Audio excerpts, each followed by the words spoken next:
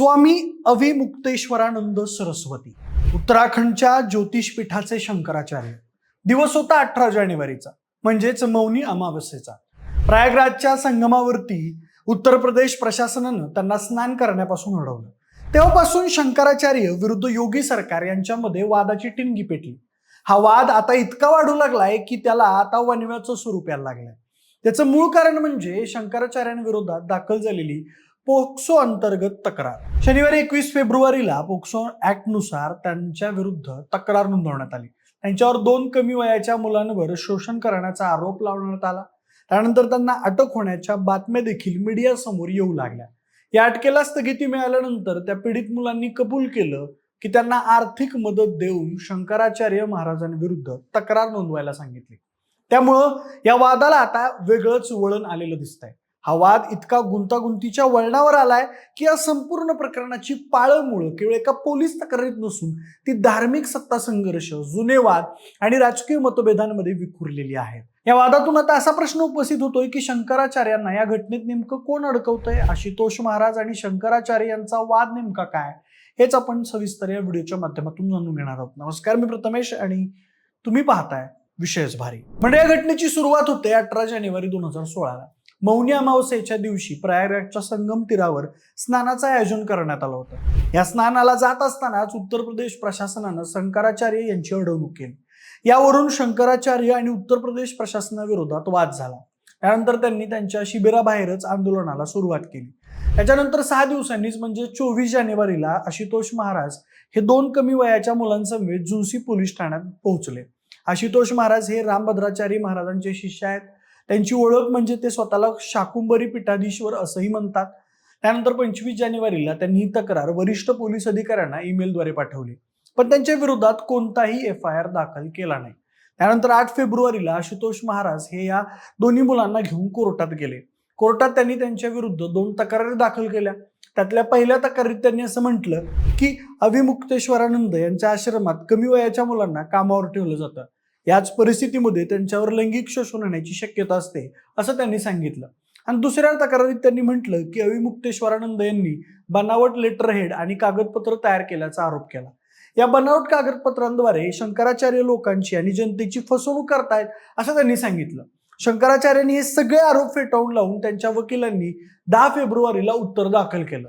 जेव्हापासून मी गायीच्या रक्षणासाठी पुढे यायला लागलो तेव्हापासून सरकार माझ्या विरोधात सुडाची भूमिका घेत आहे असे आरोप शंकराचार्य यांनी केले। त्यानंतर 13 फेब्रुवारीला पोक्सो कायद्याअंतर्गत विशेष न्यायाधीशांनी सुनावणी केली। तेव्हा आशुतोष महाराजांनी कोर्टाला सांगितलं की 2 शिष्य त्यांच्याकडे आले होते। त्यांनी त्यांच्यावर झालेल्या शोषणाबद्दलची गोष्ट सांगितली। कोर्टाने त्यांना FIR नोंदवणे बंधनकारक नाही असं सांगितलं, परंतु पोलीस चौकशी करायची असेल तर तक्रार नोंदवावी लागेल हे म्हणणं मांडलं। त्यामुळे न्यायालयाने शंकराचार्य यांना अटक करण्याची सूचना दिली। शंकराचार्यांविरोधात आशुतोष महाराज यांनी पोक्सो कायद्याच्या कलम 5, 6, 3, 4, 2, 16 आणि 17 अंतर्गत गुन्हा नोंद केला। या गुन्ह्यांवर शंकराचार्य महाराजांनी माध्यमांसमोर आपल्याला टार्गेट केलं जात असल्याचा आरोप केला। त्यानंतर उत्तर प्रदेश प्रशासनाने त्यांचा तपास सुरू केला आणि पीडितांचे जबाब घेतले आणि पोलिसांचं दुसरं पथक वाराणसीमध्ये पोहोचलं। त्यानंतर शंकराचार्य महाराजांनी वाराणसीमध्ये वकिलांसोबत बैठक घेतली। त्यात त्यांनी निर्णय घेतला की अटक टाळण्यासाठी अलाहाबाद कोर्टाचा पर्याय निवडू। त्यानंतर त्यांना अटक होणार या घटनेआधीच वेगळा ट्विस्ट आला। तो म्हणजे आशुतोष महाराजांनी ज्या 2 मुलांना घेऊन तक्रार दाखल केली होती त्यांनी हे आरोप मागे घेतले आणि सांगितलं की आशुतोष महाराजांनी या 2 मुलांच्या माध्यमातून लैंगिक शोषणाचे खोटे आरोप करण्यास सांगितलं। त्याचबरोबर या पीडितांनी वाराणसीच्या शंकराचार्यांच्या मठात जाऊन या गोष्टींची कबुली दिली। त्यासोबतच ते पीडित म्हणाले की 18 फेब्रुवारी रोजी 3 अज्ञात लोक आमच्या घरी आले आणि आमच्या वडिलांच्या नावाचा संदर्भ देत त्यांच्या तब्येतीची विचारपूस करू लागले। त्यानंतर त्यांनी व्हॉट्सअप कॉलद्वारे आशुतोष महाराज यांच्याशी संपर्क केला। आशुतोष महाराजांनी पीडितांच्या माध्यमातून शंकराचार्य यांच्यावर लैंगिक शोषणाचे खोटे आरोप करण्यास सांगितलं। त्यासाठी आम्हाला कुठेही जायची गरज नाही, पण आरोपपत्रांच्या सही करण्याच्या बदल्यात आम्ही मोठी आर्थिक मदत करू असं सांगितलं आणि जर नकार दिला तर गंभीर परिणाम भोगावे लागतील अशी धमकी दिली। त्यानंतर या घटनेमुळे उत्तर प्रदेशमधील वातावरण खूप ढवळून निघालं। एका बाजूला योगी आदित्यनाथ सरकार आणि दुसऱ्या बाजूला शंकराचार्य असा वाद निर्माण होण्याची शक्यता दाटू लागली। त्यासोबतच या घटनेमुळे इथं असा प्रश्न उपस्थित होतो की शंकराचार्य अविमुक्तेश्वरानंद महाराजांना नेमकं यात कोण अडकवतंय? शंकराचार्य महाराजांना टार्गेट का केलं जातंय? याचं सगळ्यात पहिलं कारण म्हणजे शंकराचार्य यांनी राम मंदिर सोहळ्याच्या वेळेस केलेला विरोध. शंकराचार्य यांनी राम मंदिराच्या प्राणप्रतिष्ठापनेदरम्यान सरकारविरुद्ध टीका केलेली होती की शास्त्राप्रमाणे मंदिर पूर्ण झाल्याशिवाय प्राणप्रतिष्ठापना करणं अयोग्य आहे. तरी देखील प्राणप्रतिष्ठापना इथं केली जाते. या टीकेमुळे संघ परिवार आणि भाजप समर्थक त्यांच्यावर नाराज होते.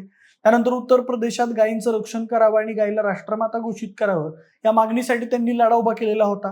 त्याचबरोबर प्रयागराजमधील साधू संतांचा जो अपमान झाला त्या प्रकरणी उत्तर प्रदेश प्रशासनानं माफी मागावी अशी मागणी त्यांनी केली होती.